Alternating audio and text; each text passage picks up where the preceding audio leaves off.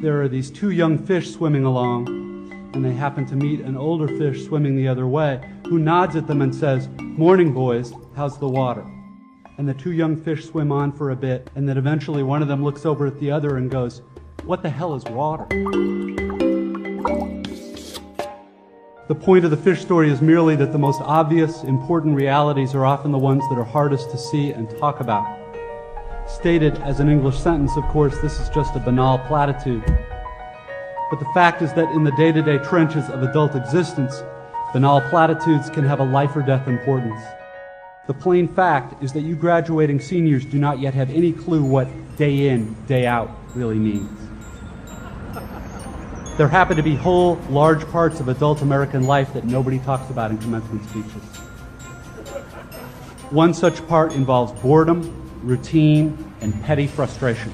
The parents and older folks here will know all too well what I'm talking about. By way of example, let's say it's an average adult day, and you get up in the morning, go to your challenging white-collar college graduate job, and you work hard for 8 or 10 hours, and at the end of the day you're tired and somewhat stressed, and all you want is to go home and have a good supper and maybe unwind for an hour and then hit the sack early, because of course you have to get up the next day and do it all again.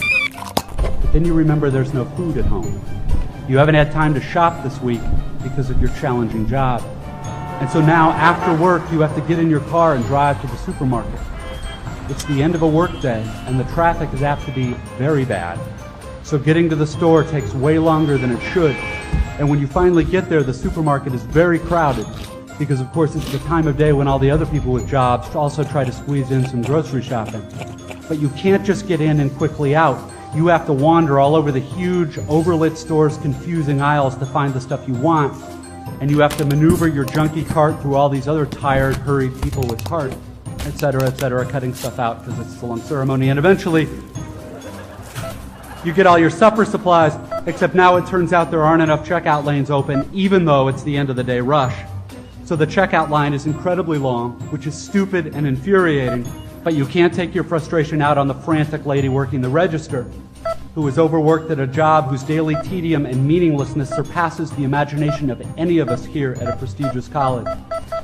But anyway, you finally get to the checkout line's front, and you pay for your food, and get told to have a nice day in a voice that is the absolute voice of death.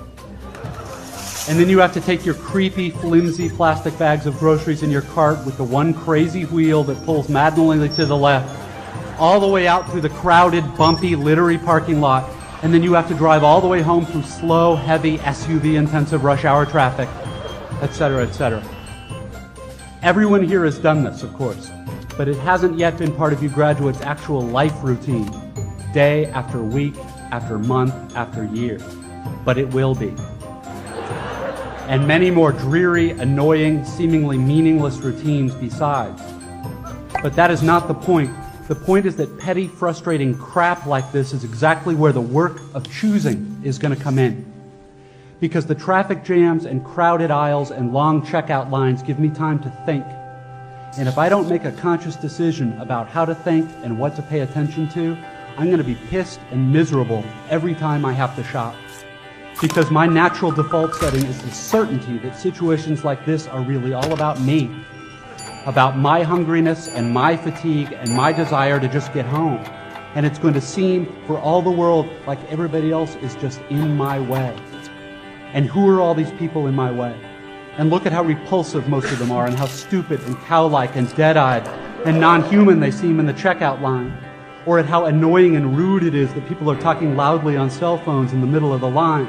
And look at how deeply, personally unfair this is. If I choose to think this way in the store and on the freeway, fine. Lots of us do. Except thinking this way tends to be so easy and automatic that it doesn't have to be a choice. It is my natural default setting. It's the automatic way that I experience the boring, frustrating, crowded parts of adult life when I'm operating on the automatic, unconscious belief that I am the center of the world and that my immediate needs and feelings are what should determine the world's priorities. The thing is that, of course, there are totally different ways to think about these kinds of situations. In this traffic, all these vehicles stuck and idling in my way, it's not impossible that some of these people in SUVs have been in horrible auto accidents in the past, and now find driving so terrifying that their therapist has all but ordered them to get a huge, heavy SUV so they can feel safe enough to drive. Or I can choose to force myself to consider the likelihood that everyone else in the supermarket's checkout line is just as bored and frustrated as I am, and that some of these people probably have much harder, more tedious or painful lives than I do. Again, please don't think I'm giving you moral advice, or that I'm saying you're supposed to think this way, or that anyone expects you to just automatically do it, because it's hard. It takes will and effort, and if you are like me, some days you won't be able to do it, or you just flat out won't want to. But most days, if you're aware enough to give yourself a choice, you can choose to look differently at this fat, dead-eyed, over-made-up lady who just screamed at her kid in the checkout line. Maybe she's not usually like this. Maybe she's been up 3 straight nights holding the hand of her husband who's dying of bone cancer. Or maybe this very lady is the low-wage clerk at the motor vehicles department who just yesterday helped your spouse resolve a horrific, infuriating red tape problem through some small act of bureaucratic kindness. Of course, none of this is likely, but it's also not impossible. It just depends what you want to consider. If you're automatically sure that you know what reality is and who and what is really important, if you want to operate on your default setting, then you, like me, probably won't consider possibilities that aren't annoying and miserable. But if you've really learned how to think, how to pay attention, then you will know you have other options. It will actually be within your power to experience a crowded, hot, slow, consumer hell-type situation as not only meaningful, but sacred, on fire with the same force that lit the stars. Love, fellowship, the mystical oneness of all things deep down. Not that that mystical stuff's necessarily true. The only thing that's capital T true is that you get to decide how you're going to try to see it. This, I submit, is the freedom of real education, of learning how to be well-adjusted. You get to consciously decide what has meaning and what doesn't. That is real freedom. That is being educated and understanding how to think. The alternative is unconsciousness, the default setting, the rat race, the constant gnawing sense of having had and lost some infinite thing.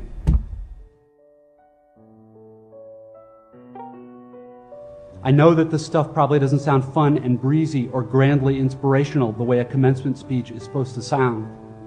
What it is, as far as I can see, is the capital T truth with a whole lot of rhetorical niceties stripped away. You are, of course, free to think of it whatever you wish. But please don't just dismiss it as some finger-wagging Dr. Laura sermon. None of this stuff is really about morality or religion or dogma or big fancy questions of life after death. The capital T truth is about life before death. It is about the real value of a real education, which has almost nothing to do with knowledge and everything to do with simple awareness. Awareness of what is so real and essential, so hidden in plain sight all around us all the time, that we have to keep reminding ourselves over and over, this is water. This is water.